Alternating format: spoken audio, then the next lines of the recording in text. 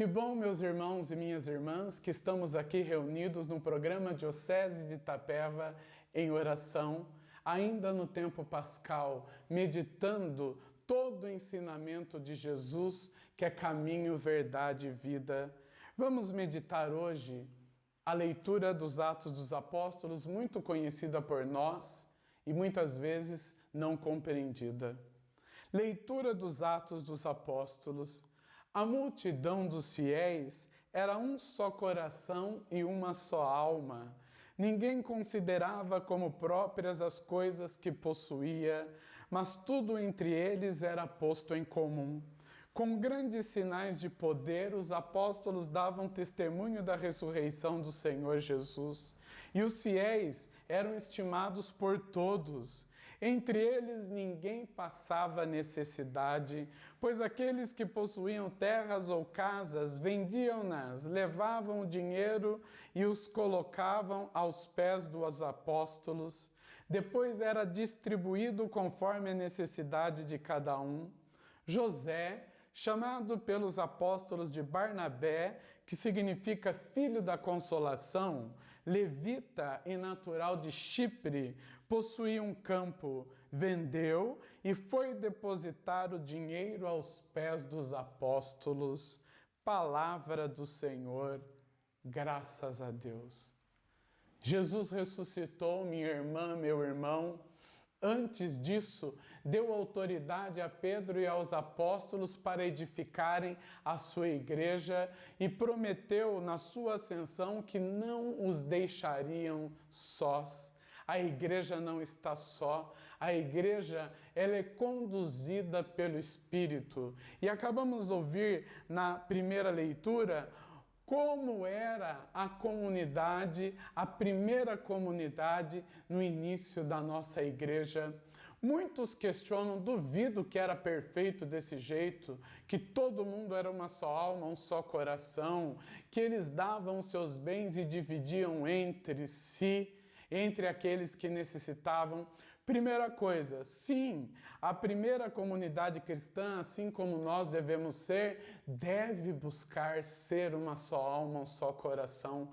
Mas Lucas aqui, na primeira leitura, nos apresenta como deve ser a igreja ideal. Não que ele esteja mentindo, muitas coisas daqui narradas aconteceram e acontecem até os dias de hoje. Como a igreja trabalha na divisão dos bens, como a igreja ajuda na caridade, como a igreja busca aqueles que mais precisam para levar o pão de cada dia, apesar de ser acusada de ser rica, de ter ricos templos, mas nós estamos falando aqui não de bens móveis que às vezes nem podem ser vendidos, mas estamos falando da caridade cristã. Lucas nos apresenta o ideal. A multidão dos fiéis era um só coração e uma só alma. Nós cristãos, católicos ou não, mas unidos em Cristo, na Igreja Una, Santa, Católica e Apostólica, entendamos isso aqui como notas características da Igreja do Senhor, nós temos que buscar esta unidade de alma e de coração. O que isso significa? Mesmo nas nossas diferenças, nós temos que anunciar Jesus. Mesmo nas nossas dificuldades, nós temos que mostrar a nossa unidade. O maior escândalo da humanidade hoje é a divisão entre cristãos, é a intolerância religiosa, não entre cristãos e hinduístas, cristãos e islâmicos, infelizmente isso também acontece, mas a intolerância religiosa entre cristãos. Uns se dizem melhores, outros piores, uns se acusam, outros falam mal. Nós não podemos ser assim. Lucas nos apresenta o ideal.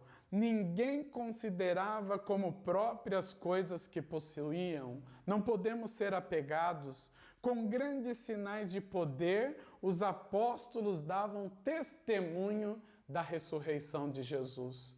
Que na unidade, apesar das nossas divergências, nós temos Cristo ressuscitado que nos une, que aprendamos, como Lucas fala no versículo aqui, 33, com grandes sinais de poder, dar testemunho da ressurreição de Jesus.